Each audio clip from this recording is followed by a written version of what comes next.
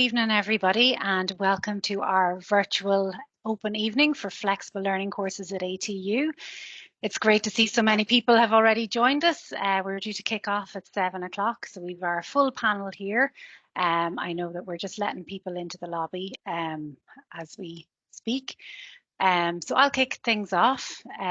Just to let you know, we are actually recording this and it will be available to watch back tomorrow from the ATU YouTube channel.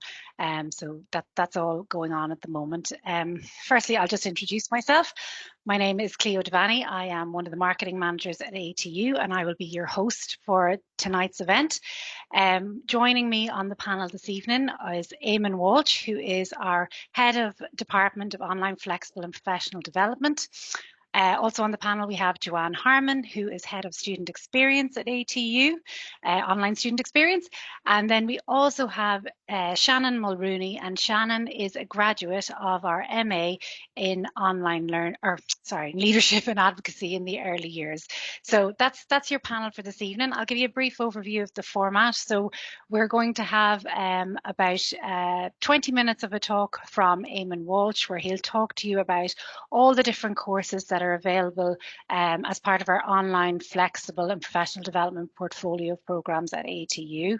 Then we'll have a brief chat, about 10 minutes, with Joanne Harmon, and that's about online student experience and how to prepare yourself to become an online student.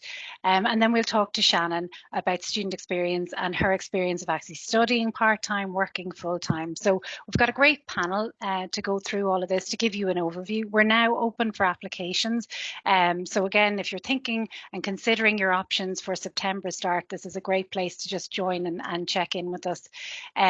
We have a Q&A working at the moment. There's a Q&A button there. We have a number of staff members in the background available to answer questions. So if you have questions, please do pop them into the Q&A there, and we'll try to answer them as the talk is going on. We may have some time at the end to just go through some. It depends on timings. We've allowed for about 45 minutes for the talk this evening. So again, hopefully we've a full agenda, and we hope you all get something from it. So without further ado, I am going to hand over to Eamon. Eamon, thanks for joining us. Just to kind of give everybody a sense of, so online flexible and professional development, that includes all courses that are offered. There's online, there's blended, there's part-time. As long as there's some flexible element, I suppose there's an offering there that we're going to talk about tonight. Yeah, absolutely. We have many offerings in that space here at Atlantic Technological University, and I'm delighted to be here this evening. Cleo, thanks for inviting me along to talk about the range of programs that we have and the range of lifelong learning opportunities, if you like, that we have both at undergraduate level and at postgraduate level, from very short courses, which might be a duration of just a number of weeks, right up to master's level degrees that could take 1 or 2 years, or maybe a little bit longer. And the benefits of lifelong learning are immense, really. I would consider myself a lifelong learner, having had the benefit of quite a lot of education over the years. I've been very lucky, and much of that was completed when I was an adult and in the workplace, and some of it in my own discipline, which was electronics and physics at the time, and then in different disciplines like management and HR. So lifelong learning allows you, and the courses we have here at ATU allow you to specialize within your own discipline if you want to do that, and further your knowledge, further your skills, and retain that competitive edge in the marketplace. Get that career opportunity, get that promotion that you've been looking for or seeking, or just lifelong learning to widen your scope of knowledge and support your continuing professional development. And that might be in a different discipline. So you might be an engineer or a scientist, and you might want to branch into management, or vice versa. Okay, so there's lots of opportunities there, and if you go along to atu.ie/flexible, you'll find a whole range of the courses there, and I'm going to go through some of those this evening. We have a very diverse range of programs in this space at ATU, and they're all delivered in a very flexible way. So if you look at the middle of the screen there, the delivery mode, the vast majority of these programs are either fully online, 100% online, or what we call blended, or a kind of hybrid, where there'll be a good portion of that study will be online. They may have some on-campus activity, but that might be once every week, it might be every month, it might be once in a semester. So the variety of that hybrid is really aimed at being as flexible as possible for learners. Each of our colleges all along the western seaboard here, ATU spans from Galway through Mayo, Sligo, right up to Letterkenny in Donegal, 8 campuses in total. And each of those colleges, if you like, are providing a lot of these programs, as you can see from the left-hand side.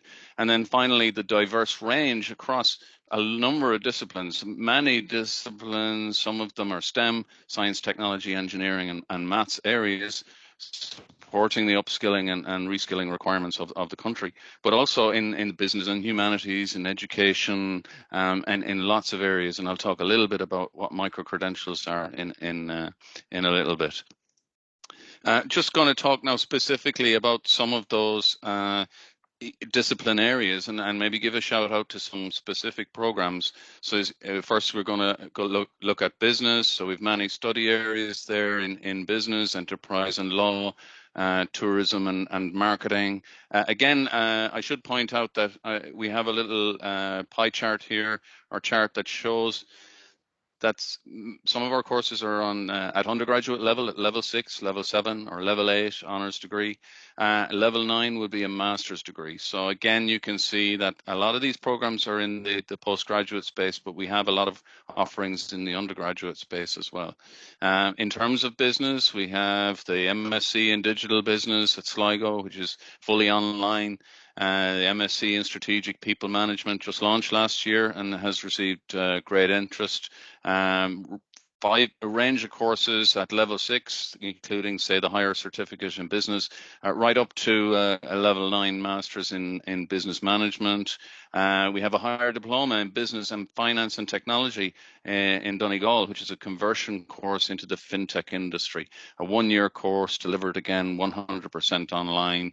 So that's a nice mix of that two different disciplines, if you like, business and technology. And you'll see a lot of examples of that, which are programs that are multidisciplinary or maybe transdisciplinary in nature. Moving on to education, design, and humanities. Again, majority of programs here in the space are at level 9. Again, you'll see they're mostly online there or blended in the design and creative industries, education area, and humanities and social sciences. Might give a shout out here to our MA in UX design and applied innovation in Donegal, which recently switched to being fully online and is now a 1-year master's degree. There are over 39 courses in this area, a lot of them in education. You could think of the MA in Universal Design for Learning at Sligo, or the MA in Teaching and Learning in Donegal, or Learning and Teaching, as we call it, in Galway then. So lots of choice there. Moving over now to the STEM areas, I guess, and starting out with engineering and computing.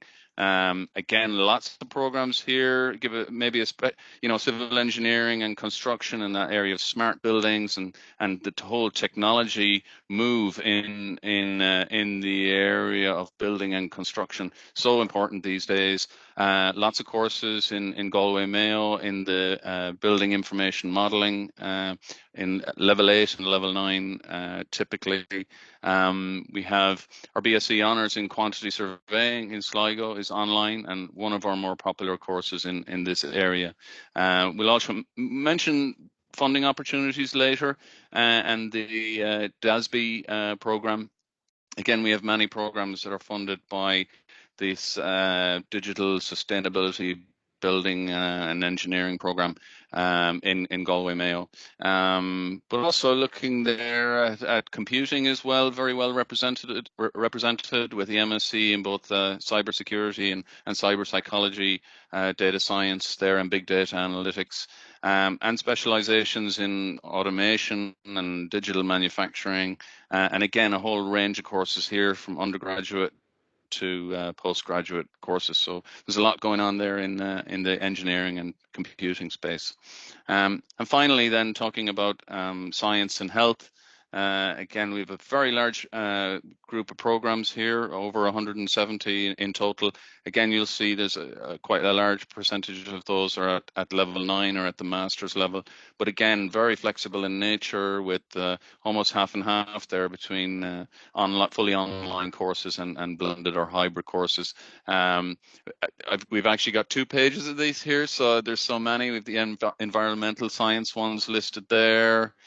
And then moving into the life sciences, sports science or exercise science, and nursing and healthcare. I'd give a special shout out here to the newly launched MSc in bioinformatics at Letterkenny, which is 100% online, really new area there, combining, I suppose, biotechnology and biopharma and medtech with informatics. Really exciting there. There's also a postgraduate diploma and a postgraduate certificate in that program, as there are in many of our programs, and I'll mention that in a second. UMSc in Applied Strength and Conditioning in Donegal, and online with its first intake in January 2024. Lots of specialisms here around the biopharma area, as I mentioned. So it's really, really wonderful, and nursing and healthcare as well, very well represented there as well. So I suppose I've mentioned that kind of whole idea of flexible study options. So what we're trying to do here is provide flexibility for lifelong learners. We know people have busy lives. They have a lot going on in their personal lives. They're going to be very busy at work. So when they're trying to combine their lifelong learning with that, they really need a good degree of flexibility. And I think we provide that with many different options here at ATU. Be it online or blended. We do have a small number of on-campus courses, but that's appropriate for some people. Just want to mention some of our accreditations. So this is very important in certain disciplines like engineering, in accounting, in human resources there with the Chartered Institute of Professional Development, and many other industry bodies are providing certification for our programs. So we would approach the industry representatives, show them our program, make sure it meets their requirements for accreditation. So then, as well as getting an award from a higher education award from ATU, you get an accreditation from one of these bodies that's related to your discipline. So those are hugely important and very well recognized in the industry, and really strengthen the offerings that we're providing here at ATU. So you'll see many examples of that, and you'll see these logos on the various web pages when you go to atu.ie/flexible. Have a search around and find the courses. You'll see many of them have industry accreditations. So that's really important. Another very important aspect of what we do at ATU is provide applied learning. We're really providing skills that are in demand in the workplace, and graduates from our programs are job ready. They're skilled up and have the knowledge and skills that are very hands-on skills applicable to the workplace. And we achieve that by partnering with industry, partnering with industry bodies who are able to bring this applied learning there. So we may co-teach with some of these entities. Okay, I might give a shout out there to the NIBRT, the National Institute for Biomedical Research and Training, and Biopharma Research and Training, where some of our programs are online, but they have a practical component that is delivered by NIBRT, and that's hugely important to us. Again, we have examples with Irish MedTech SkillNet, where some of the training is provided by the SkillNet. And again, that's bringing, that real applied focus, if you like, onto the skills and training that people are gaining at the university. So that's a real game changer for us. So we really cherish these relationships that we have with these representative bodies and with industry, Insurance Institute there, and having the first professional apprenticeship in the country in that space is hugely important in partnership with the Insurance Institute. So that's just an example of kind of what we would do. I talked to a flexible learning pathways. So we have programs there all the way from you're thinking of your level 5 leaving certificate, so coming into higher education, into a level 6 space, right through to a level 6 would be what we would call a certificate or a higher certificate after 2 years, and then a level 7 ordinary degree, a level 8 honours degree, right through to a level 9, which is a postgraduate or master's degree. And then on the master's degree, master's degrees are typically 90 credits, okay, or maybe 120 in places. That's ECTS. But it's a big commitment to commit to 1 or 2 years of study. But many of our programs have a postgraduate diploma, which is 60 credits, or a postgraduate certificate, which is 30 credits. So many students come in and do one part of the degree and then maybe take a break, come back, do the other part of the degree, and so on and so on. I'll give a great example of ATU graduate Colin Manley, who studied biopharma online and part-time at ATU for over 10 years and progressed from level 6 right up to level 9. And Colin now is a kind of a famous alumni, I guess, and now works at Janssen in Ireland in Cork. And that's just a great example of how you can kind of progress through this space in your own pace, in your own time, if you like, as well. And I'll just say there that we also recognize the professional experience that people are picking up. So as well as the experience learning at college, the work experience and the professional learning that people gain, we recognize that through what we call recognition of prior learning. So we'll help you get a portfolio of all the experience that you've got and put that, recognize that, and you might get an advanced entry into some of our programs. Mentioned the funding thing there earlier. So there are many funding opportunities for students who are taking courses. Many of you will have heard of Springboard and the Springboard courses, or maybe less so of the HCI or the Human Capital Initiative. So these are initiatives of the government where they provide funding to students to be able to take courses at higher education level, and we have many courses that are offered through Springboard. You go to atu.ie/Springboard, you get a full list of them there. Dozens and dozens of courses in lots of these areas that we've been talking about, that is something that it covers up to 90% of the cost of the course for somebody who's in employment, or if you're unemployed, it covers 100% of the cost of that course. So it's really beneficial for students, and it's contributing very much to the upskilling and reskilling agenda of the country. We'll also talk about SkillNet and SkillNet Ireland. I would have mentioned them earlier. There are over 70 SkillNets in total, like Irish MedTech SkillNet, ICT SkillNet, Galway Executive SkillNet, and many more. Those organizations also provide funding to students. It varies, maybe a third, maybe 50%, maybe 70%. It varies case by case. And again, they're there providing, support to students, and we also partner with them to develop courses and co-deliver courses in cases.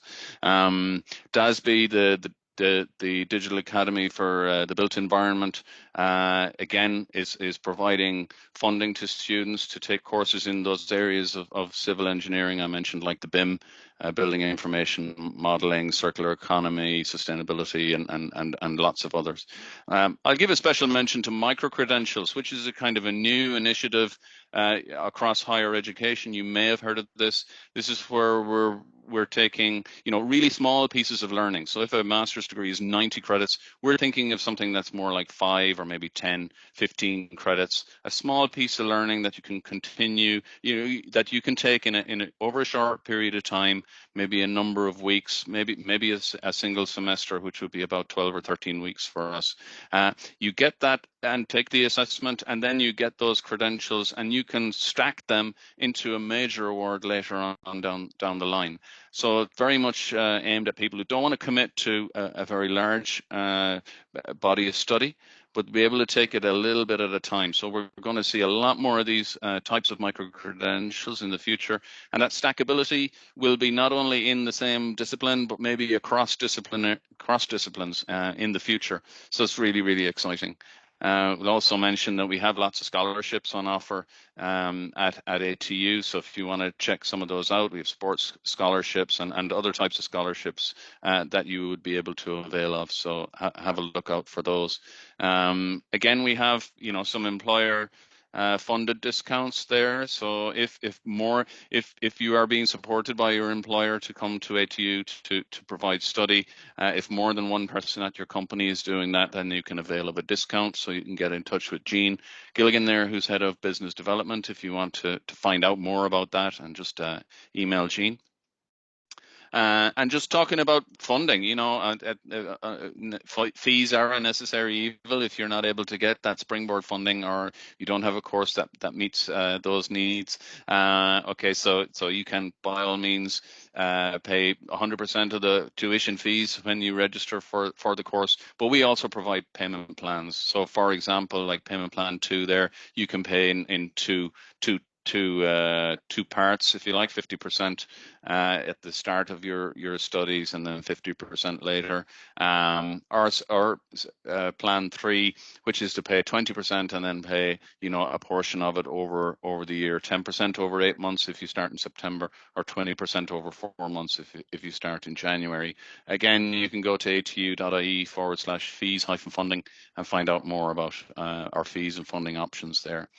And I think last slide from me. To apply, visit the web pages. As again said, go to atu.ie/flexible.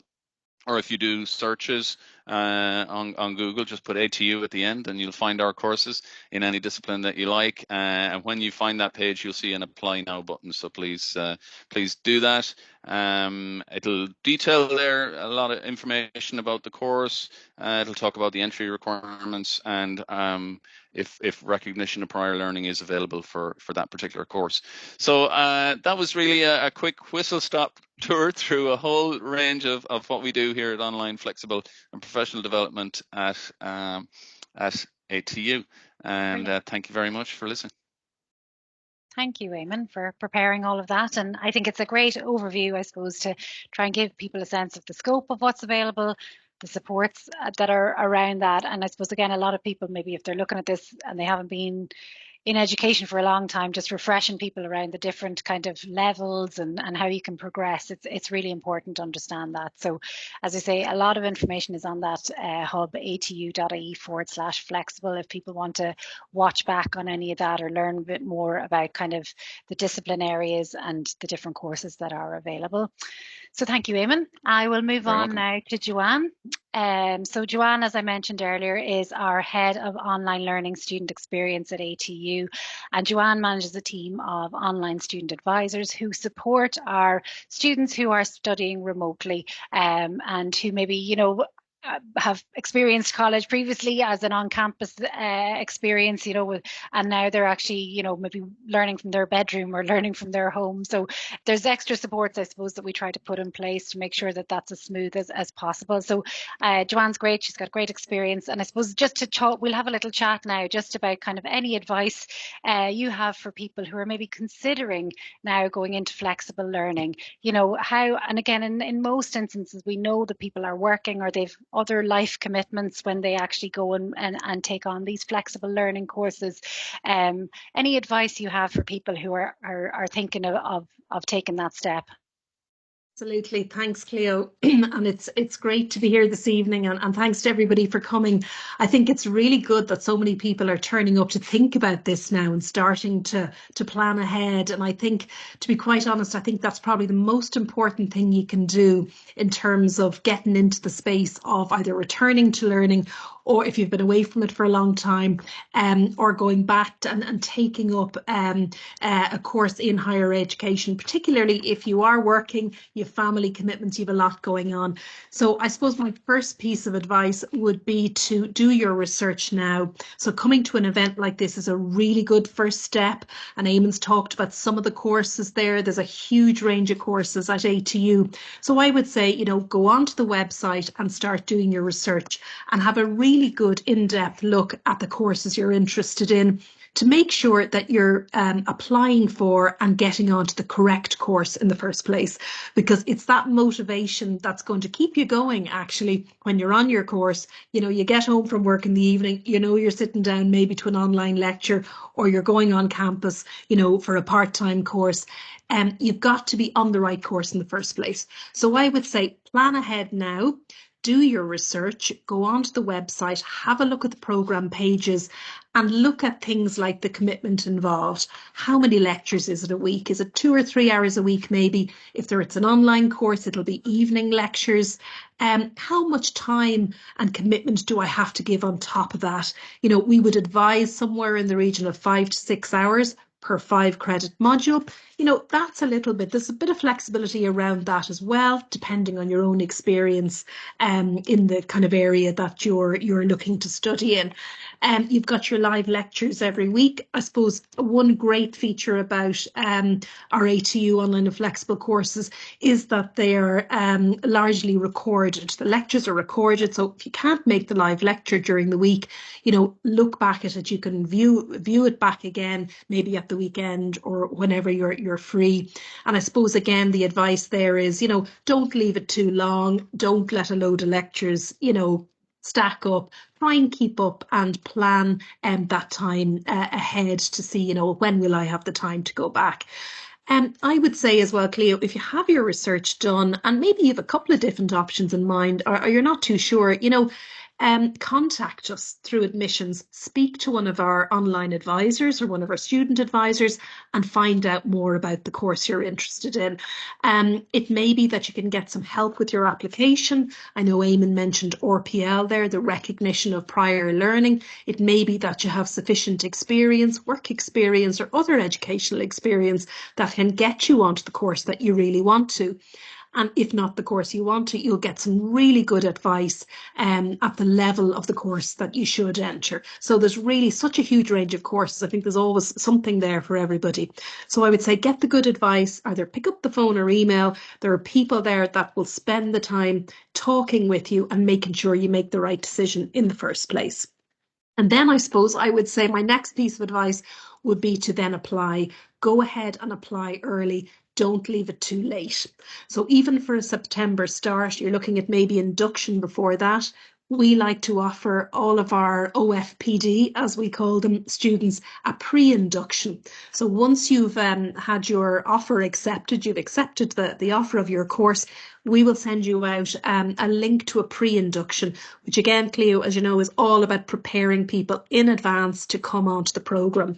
It'll talk about things like the virtual learning environment. What do we mean by that? Whether it's a Moodle platform or a Blackboard platform, the kind of tools that you'll need, Microsoft Teams. It'll talk about the software used and really just get you thinking and preparing about the kind of systems that you'll be exposed to. And that's a very good thing, I think, to get you kind of up and running well in advance.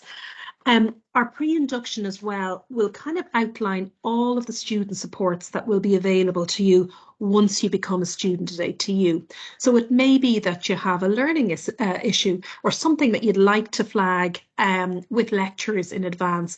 We have learning and disability services at ATU. So again, it's a really good idea just to get registered early so that you get your help, the help that you need at the very beginning. In terms of our pre-induction, we talk a lot about the other kind of services like library services that are there for you. So you'll be shown how to use all of the services that are there for you. And I think that's really important. If you're not on campus, you still at ATU, you still have access to the range of services and facilities, whether you choose to come on campus or you'll be able to access them remotely. So I think that's really important too. I suppose, again, just to think on very practical terms, Cleo, it's important to think about, your midweek, your lectures are probably, if it's an online programme, they're going to be Monday to Thursday, they're going to be evenings. You do have to think about the practicalities of that. Have you space in your home that you can sit down, hopefully a bit undisturbed or with the headphones on if there's things going on around you, just to make sure you're getting those live lectures. And as I said, if you can't, they're going to be there for you to access again. Once you start your course, you'll get your timetable very early on, which is great. So you'll be able to look ahead and say, well, look, these are the evenings that, I'd like to keep free because they're my live lectures. And then also you'll receive information about your methods of assessment. And even before your course starts, you can be looking that up on the course pages on the website. Is it continuous assessment, or do I have exams at the end of semester one, maybe in January or in May, or do I have a combination of both? And once you get those dates, I would say around assessment, again, really important. If I have an exam, do I need to take the day off work? Have I put in a bit of leave for that? Or maybe I'm entitled to some study leave. I might be able to look into that and book my time off early. So I think a lot of that kind of preparation, Cleo, is what stops people from getting overwhelmed and just kind of maybe a little bit, people can get a little bit stuck if they haven't done that kind of advanced work. Moving into the course proper then, apart from pre-induction, we give a full induction to every student that comes in. Again, there's a lot of online resources there, a lot of recorded messages, resources, short courses on all of the kind of services that are there for you, including things like student success, balancing your time, calculating the time you have available. How do you, study skills? How do you take on your first assignment? So there's a whole range really of supports and resources that we put in place in the first week of an online program, certainly, and then for the first 5 weeks of all of our online and flexible courses, which really help people, I think, Cleo, to get that good start. Yeah, and I think, look, that's all very good advice at this early stage as well. I think what you're saying there is, like, if you get yourself in that mindset, you're setting yourself up for success, if you free your calendars and all the rest. And I think another point just around, like, say, if you're in employment as well, it's good to maybe, let your employer know you're thinking about it, and that, again, that there's supportive maybe of this, because I know, obviously, we've got a tight labour market at the minute, and, employers are looking to retain their talent. So, that they generally we find are supportive of employees, going and taking one of these flexible learning courses. But then if you have that support, at least you maybe get a bit of space in your calendar as well to study. So I think that's something as well that we try to encourage at an early stage, to get that buy-in as well. Yeah. I might just move on, Joanne, if that's okay. And that's lots of advice there. I'm conscious of the time. We've about 15 minutes left, and we have our graduate here to talk to us this afternoon, or this evening even as well. So thank you for your inputs, Joanne, and all that really good advice as well, that I definitely think people should take heed of now when you're thinking of September start.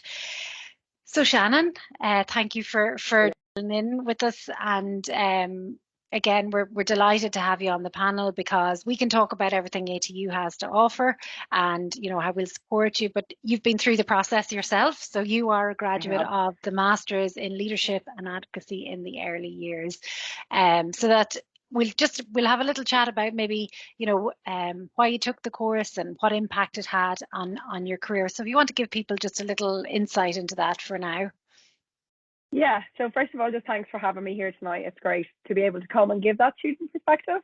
As you said, so it was the Masters in Leadership and Advocacy that I undertook, and I graduated in 2022 from that. So prior to that, I had actually studied my level 8 degree. In 2015, I finished that, and then I moved abroad, and I actually done a postgraduate certificate in primary education as well. So I suppose working with children has always been my passion. And in 2021, then during that lovely COVID pandemic, I was moving home after being abroad for 5 years. And I was looking in, as you were speaking about there, Joanne, about doing that research into the different courses, what I wanted, and ultimately, while I am based in Sligo, the online aspect of this course was, brilliant, because I was able to take up full-time employment and get my degree, my master's degree at the same time. So that just took a lot of, I suppose, financial burden off it. I hadn't worked in the early years sector for quite a while, so it meant that I was able to go back into that sector and study at the same time. So it kind of, one helps the other as well. But I suppose in terms of the career opportunity, so I was looking at, well, what am I going to get out of this? at the end of it, you know, and I liked that it was quite broad. It wasn't honed in on this is what you're going to be. I liked that kind of aspect of there was different routes that I could go down.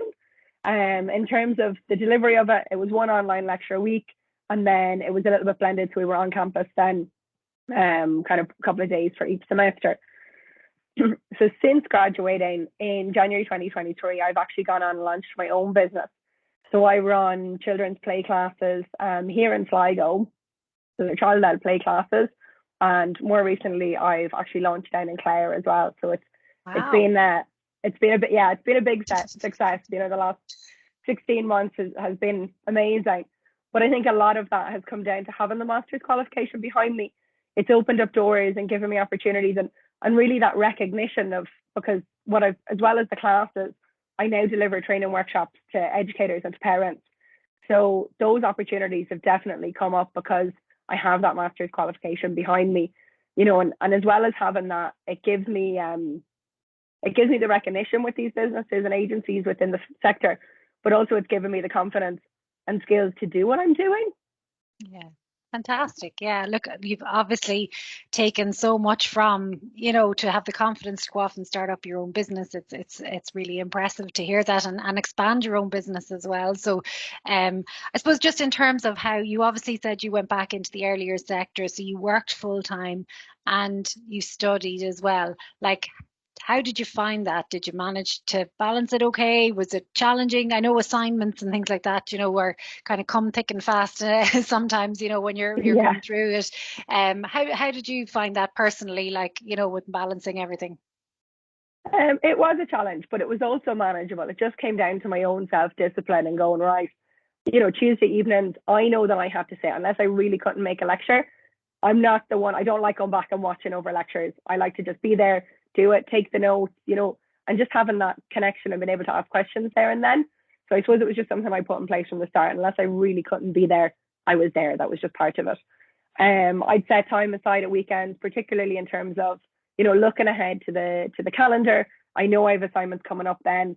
You know, if I had 2 or 3 assignments, you know, due at a certain date, then I would just get one of them done at least, you know, in advance. So it wasn't a case of trying to write 2 assignments and have them due at the same time. I kind of have one, you know, fairly done and then move on to the next one. And my work was very supportive as well. So, you know, when it came to being on campus and taking time off, you know, they were very much understanding and letting me do that within reason. And how did you find it in terms of a peer group? Because again, I think some people think they might be studying and they're studying alone. Like, did you feel a part of kind of a group, or how did that dynamic work? Yeah, definitely. So I was actually lucky enough when the service that I was working in, my manager had also completed this course. Or sorry, was in the process of completing this course. Very good. And her advice to me was, get that WhatsApp group, get that connection with your peers, you know, straight away.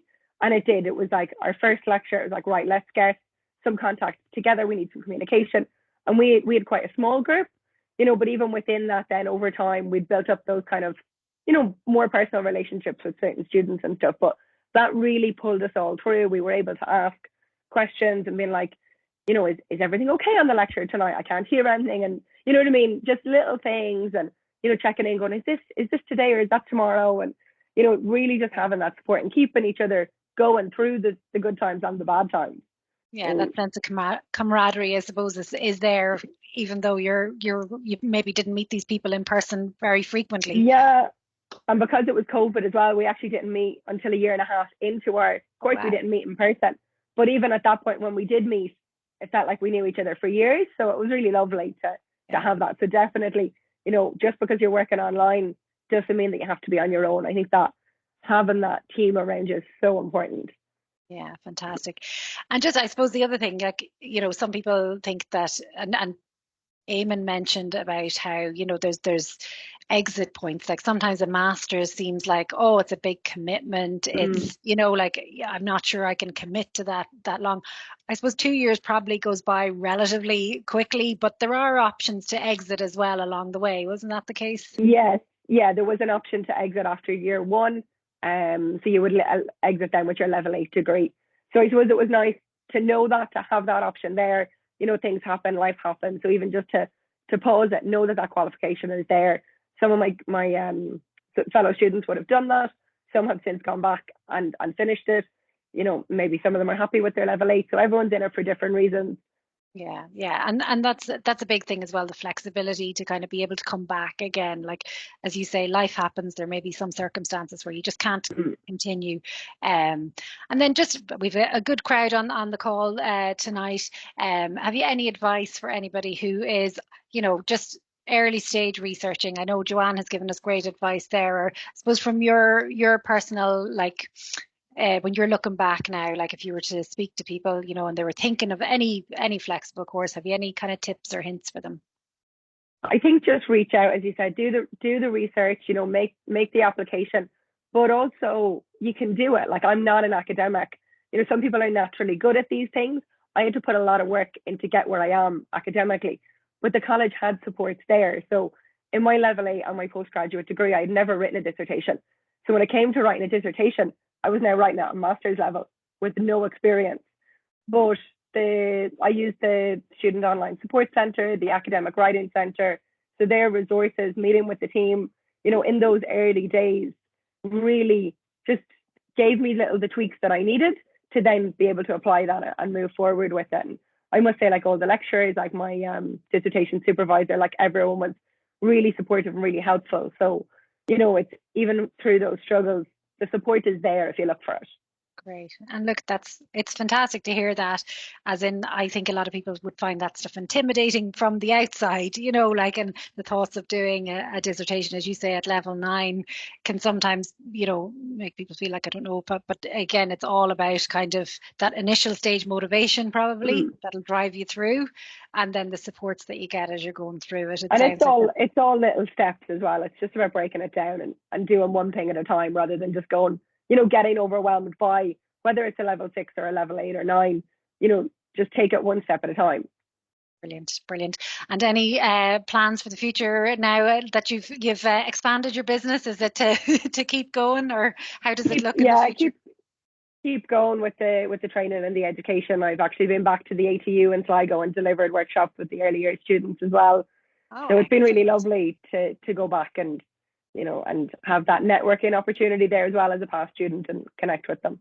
Oh, that's fantastic. And again, like, that's the thing, when you, again, if you go back into education, you do build that network that can open doors for you, I think, as well, because a lot of the lecturing staff have been in industry for many years and can kind of, you know, introduce you to things that maybe you didn't get access to previously. So I think it's definitely shown with you growing your business, how it can pay off. Exciting. Yeah, well, congratulations and well done. It's a great story, and thanks again for joining us this evening. I think, look, we're almost up in terms of time. One thing I didn't get to cover, I suppose, Joanne, just with yourself, I might just go back to you, because we did talk with just Shannan mentioned there about the supports available, and one thing I suppose what we think is very important for, like, students' journey is these online student advisors that are available when people are actually studying at ATU. Do you want to give us a little, because I've mentioned the name a couple of times, and just even a little hint as to what that might look like or how people can find out about it?